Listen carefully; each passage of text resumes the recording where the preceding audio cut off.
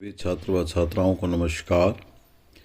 छात्रों, जैसे कि हम इकोनॉमिक्स 12वीं कक्षा का मॉडल टेस्ट पेपर कर रहे हैं अपने पेपरों की अच्छी तैयारी के लिए, और हमने कोड नंबर 4311 का ABC कर लिया था। आज हम डी कोड कर रहे हैं, और डी कोड में का सबसे पहला ऑप्शन प्रश्न हुआ आपका, निम्नलिखित में से कौन सा समष्टि चर है? Which of the following is a micro variable?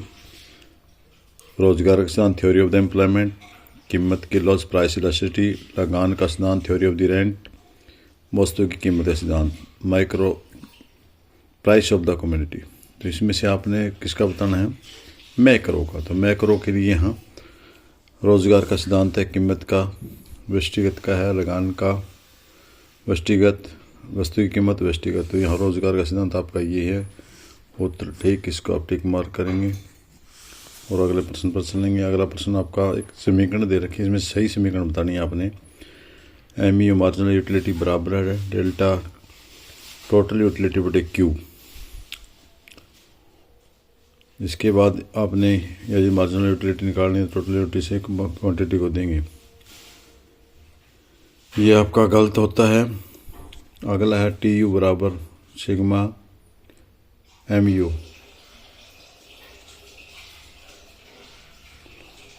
ये भी आपका सूत्र गलत है। और इसके बाद ये भी ठीक आता है, ये भी ठीक है और ये भी ठीक है। तो मार्जिनल यूटिलिटी तो दूसरी डिफरेंस होती है, AU होती है TU बटे Q। तो ये गलत है आपका, सह गलत है। तो यहाँ पूछे इन्होंने निम्नलिखित में से कौन सा गलत है? Which of the following wrong equation पूछनी है। तो रॉन्ग इक्वेशन तो आपकी रॉन्ग इक्वेशन कौन सी है वो देखनी है आपने। ये गलत क्यों हो रहा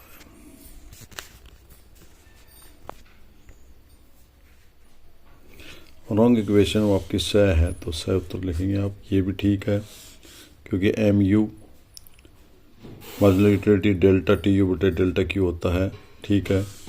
ये भी ठीक है और ये भी ठीक है। तो आपकी गलती ये है, तो आपका उत्तर सही होगा, क्योंकि यहाँ इसने गलत पूछी है, सही नहीं पूछी। मांग की कीमत लॉस की श्रेणी होती है, 5 श्रेणियाँ होती है। कीमत मांग की कीमत लॉस की होती है लॉसदार, पूर्णतः लॉसदार, बेलॉसदार, इकाई के बराबर, इकाई से अधिक, इकाई से कम। तो ये आपका उत्तर ठीक है। इस निम्नलिखित में से कौन सी बाहरी बस्तें हैं? तकनीकी, प्रबंधकीय, जोखिम, सूचना संबंधी होती है, क्योंकि तकनीकी आंतरिक बस्तें हैं, प्रबंधकीय बस्तें आंतरिक है, जोखिम संबंधी भी आंतरिक बस्तें हैं। जो सूचना संबंधी हैं वो सभी फर्मों को मिलती हैं, जो ऊपर वाली होती हैं एक ही फर्म को मिलती हैं। तो which of the following in external economics, technical economics, marginal economics, economics of the risk, economics of the information, economics of the information है जो ये सभी को मिलती है, इसलिए इनको बाहरी बोलते हैं। हमारा द उत्तर है सामान्य लाभ को उत्पन्न होते हैं जब हमारी AC और AR बराबर होते हैं, तब होते हैं। तो ये गलत है, ये भी गलत है और ये भी गलत है। ये है AR बराबर AC, जो कुल औसत आय है वो औसत लागत के बराबर होती है। तो हमारा ठीक होता है, इसलिए हमारा उत्तर ब ठीक है। इसके बाद हम अगले प्रश्न पर चलते हैं।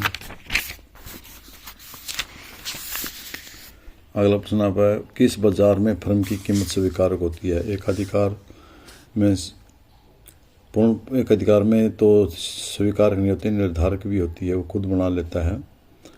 पूर्ण प्रतियोगिता, परफेक्ट कंपनी, इसमें स्वीकारक होती है। तो आपकी स्वीकारक इसमें रहेंगी। एक अधिकारी प्रतियोगिता में नहीं होती, अलग अलग वस्तुओं, क्योंकि अलग अलग वस्तुओं के अलग अलग ब्रांड होते हैं।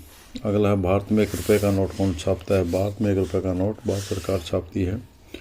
बाकी 1 रुपये का नोट और सिक्के भारत सरकार छापती है, इसलिए इसका उत्तर तय होगा। और 2 रुपये और 2 रुपये से ऊपर की जितनी भी करेंसी है वो सारी रिजर्व बैंक ऑफ इंडिया छापता है।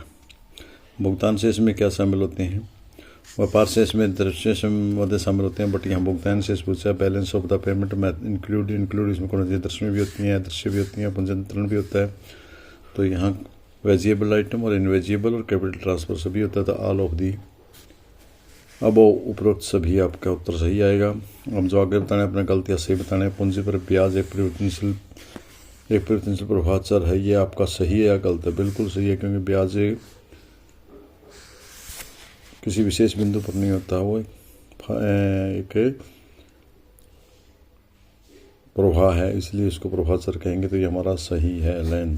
Transfer on the capital is follow variable, बिल्कुल ठीक है। घटते प्रतिफल का नियम केवल कृषि पर लागू होता है, केवल कृषि पर नहीं सभी पर लागू होता है, बट कृषि पर जल्दी लागू होता है, इसलिए law of the diminishing returns application on the agriculture दोनों, इसलिए ये दोनों, ये भी गलत, इंग्लिश में भी गलत। अल्पाधिकार में 2 विक्रेता होते हैं, कुछ विक्रेता होते हैं। देर आर 2 सेलर्स इन ओब्लिग्स, सम सेलर होते हैं, इसलिए ये गलत है। दूध की पूर्तियाँ पूर्णतः बेलोसदार होती है, बिल्कुल ठीक है। दूध की पूर्तियाँ बेलोसदार होती है, उसका हम कम ज़्यादा नहीं कर सकते, इसलिए इसका आप सही कहेंगे। मुद्रा में केवल करेंसी नोट शामिल किए जाते हैं, बिल्कुल गलत है। मुद्रा में money constitute the currency notes only, नहीं, इसके साथ जमा डिमांड भी होती है, मांग जमा भी इसमें शामिल होती है। परंपरागत या रोजगार सिद्धांत के अनुसार आय परिवर्तन का फल, बिल्कुल गलत है, इसका ये फलन नहीं है। सेवा कर अप्रत्यक्ष कर है, service tax is indirect tax, बिल्कुल सही है, क्योंकि जो सेवा कर होता है वो इनडायरेक्ट टैक्स है। ऐसे आगे उसको करावाहत और कराघात अलग अलग पर होता है। क्षेत्र विनिमय दर प्रणाली में विनिमय दर की सरकार देना, बिल्कुल ठीक बात है।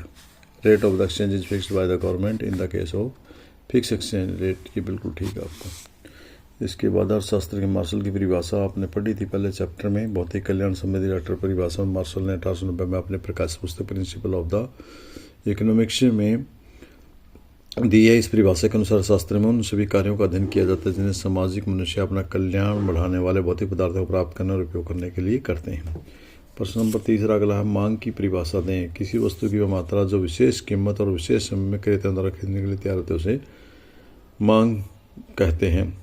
पूर्ति का नियम क्या है? पूर्ति का नियम यह है कि अन्य बातें समान रहने पर वस्तु की कीमत बढ़ने पर पूर्ति बढ़ती है और कीमत कम होने पर पूर्ति कम हो जाती है। विक्रय लागतें क्या होती हैं? विक्रय लागतों का अभिप्राय उन लागतों से जिन्हें फर्म अपनी बिक्री बढ़ाने के लिए खर्च करती है। एक अधिकारी प्रतियोगिता में कोई अंतर बताइए। अधिकारी प्रतियोगिता में निम्नलिखित अंतर है। ये 2 नंबर का प्रश्न, आप यहाँ 2 पॉइंट दे दीजिएगा। क्रेताओं की संख्या, एक अधिकारी में वस्तु केवल एक ही विक्रेता होता है, जबकि एकाधिकारी प्रतियोगिता में वस्तुओं की संख्या, विक्रेताओं की संख्या अधिक होती है। दूसरा, वस्तु की किस्म, एक अधिकार में एक ही किस्म की वस्तु का विक्रय किया जाता है और उसी वस्तु का कोई निकटतम प्रतिस्थापन नहीं होता, जबकि एक अधिकार प्रतिस्पर्धा में वस्तु विभेद के कारण वस्तु अनेक किस्म की पाई जाती है। विनिमय प्रणाली में 2 घटनाएं कौन सी है? विनिमय प्रणाली में सबसे पहली घटना है तो मूल्य का सामान्य मापदंड का भाव होता है। हम किसी वस्तु को नहीं माप सकते। वस्तु प्रणाली में ऐसी सामान्य इकाई का भाव होता है जिसके द्वारा वस्तुओं और सेवाओं को माप किया जा सके। जैसे 1 मीटर कपड़े के बदले में कितना अनाज देना चाहिए, या 1 मकान के बदले में कितनी ज़मीन का टुकड़ा आता है, या 1 जोड़ी जूते के बदले में कितना दूध दही देना चाहिए है बताया जाना असंभव है, परंतु कठिन बहुत है। असंभव नहीं तो कठिन बहुत है। इसके बाद अगला प्रश्न आपका है, इसी में आवश्यकताओं का दोहरा संयोग का भी भाव होता है। विनिमय तभी संभव हो सकता है जो व्यक्ति परस्पर विनिमय कर सके जिन्हें एक दूसरे की वस्तु की आवश्यकता हो। उदाहरण के लिए, जैसे एक व्यक्ति के पास भैंस है और उसे चने चाहिए, तो उसे व्यक्ति चाहिए जिसके पास चने हो और वो भैंस लेने के लिए तैयार हो। इस प्रकार दोहरे की समस्या पैदा होती है। दोहरे संयोग की। कर की परिभाषा दे। कर एक ऐसा भुगतान है जो आवश्यक रूप से सरकार को, परिवार, फर्म और संस्थागत इकाइयों द्वारा दिया जाता है। इसके बदले में किसी सेवा प्राप्ति का आशा नहीं की जा सकती। एंतोल मुराद की परिभाषा के अनुसार यह आवश्यक भुगतान है एक व्यक्ति के द्वारा फर्म द्वारा दिया जाता है। हर करदाता को सरकार से मिलने वाले लाभ की कोई संबंध नहीं होता और उसको न अदा करने पर सजा का भी भुगतान होता है। कुल उत्पादन, सीमांत उत्पादन में संबंध, यहाँ तीनों का संबंध दिखाया गया। एक तो जब सीमांत उत्पादन बढ़ रहा होता है तो कुल उत्पादन भी बढ़ता है। जैसे कि सीमांत उत्पादन बढ़ता है तो कुल उत्पादन बढ़ती दर से बढ़ता है। ध्यान रखना अपना, बढ़ता है, बढ़ता भी है और बढ़ती दर से बढ़ता है। नीचे प्रवर्तित कारक है बराबर में, यहाँ सीमांत उत्पादन, डायग्राम में यहाँ कुल उत्पादन। तो जब ये सीमांत उत्पादन आपका बढ़ रहा है तो ये बढ़ती दर से बढ़ता है। दूसरा, जब MP है जो सीमांत उत्पादन है वो आपका बराबर रहता है, कोई बढ़ता नहीं है, तो TP समान दर से बढ़ता है। यहाँ बढ़ती दर से बढ़ रहा था, यहाँ समान दर से बढ़ता है। इसको वैसे बढ़ाया है 45 के कोण पर बढ़ाना चाहिए था इसको। TP को ये 45 के कोण पर जितने आप साधन लगाएंगे उतनी ही मात्रा में आपका उत्पादन बढ़ जाएगा। जितने ज़्यादा साधन लगाएंगे उतनी मात्रा में ज़्यादा उत्पादन हो जाएगा, जितनी कम मात्रा में लगाएंगे कम उत्पादन हो जाएगा। यानी इसका जो एमपी है बराबर बराबर बढ़ता रहेगा। अगला है तीसरा, जब सीमांत उत्पादन घटता है तो ये भी बढ़ता तो है बट घटती दर से बढ़ता है। जो वृद्धि है, जो बढ़ोतरी है वो घटती दर से बढ़ती है। पहले बढ़ती दर से बढ़ रहा था, फिर समान था, वो घट रहा है। और अगली सिचुएशन में जब ये सीमांत उत्पादन शून्य होता है तो कुल उत्पादन आपका शिथिल होता है, अधिकतम होता है, आपके अधिकतम पॉइंट पर होता है तो ये शून्य हो जाता है। और जब ये अधिकतम उत्पादन माइनस में अधिकतम उत्पादन होता है, जब एमपी ऋणात्मक होना शुरू हो जाता है तो जो आपका कुल उत्पादन है वो घटना शुरू हो जाता है, बढ़ता नहीं घटना शुरू हो जाता है। ये इस प्रकार आप दोनों को अलग अलग कर सकते हैं। 5 पॉइंट बढ़ते हैं इसके, चाहे तो कुल उत्पादन को पहले ले लो या सीमांत उत्पादन को ले लो। पहले सीमांत उत्पादन या कुल उत्पादन में ही आप रेफरेंस कर सकते हैं, आगे पीछे कोई चक्कर नहीं। आगे आपका व्यष्टिगत और समष्टिगत में क्या अंतर है, बिल्कुल ही आसान है। व्यष्टिगत, what is the difference between the micro and micro economics. तो जो माइक्रो है उसमें सबसे पहला अंतर है अध्ययन सामग्री का। जो माइक्रो में व्यक्तिगत इकाइयों का अध्ययन किया जाता है, मैक्रो में अर्थव्यवस्था के आर्थिक मुद्दों, अंतर संबंधों का अध्ययन किया जाता है। उद्देश्य व्यक्तिगत का उद्देश्य, जो व्यष्टिगत अर्थशास्त्र है उसका उद्देश्य संसाधनों का कुशलतम प्रयोग करना है, जबकि समष्टि मैक्रो इकोनॉमिक्स का उद्देश्य है पूर्ण रोजगार की स्थिति प्राप्त करना है। उपकरण, जो माइक्रो इकोनॉमिक्स है उसका उपकरण है मांग और पूर्ति, और समष्टि का उसके उपकरण है समग्र मांग और समग्र पूर्ति। क्षेत्र स्कोप, जो माइक्रो इकोनॉमिक्स है उसका स्कोप है आपका सीमित क्षेत्र होता है। महत्वपूर्ण नीति और समस्याओं जैसे राजस्व मौद्रिक नीति का अध्ययन नहीं किया जाता इसमें, बल्कि छोटे छोटे क्षेत्रों का किया जाता है। जबकि माइक्रो इकोनॉमिक्स में आर्थिक नीति और समस्याओं का भी अध्ययन पूरी दृष्टिकोण से किया जाता है, व्यापक दृष्टिकोण से किया जाता है। इसके बाद अगला प्रश्न है आपका प्रश्न नंबर 11 का अधिकार और पूर्ण प्रतियोगिता में अंतर। ये आपका हमने पहले आपका वार्षिक प्रश्न पत्र 2020 सेट सी में प्रश्न नंबर संख्या में दे दिया था, वहाँ से आप कर सकते हैं। ये अपनी बुक में से। अगला 12वां प्रश्न है भारतीय रिजर्व बैंक की कोई कार्य।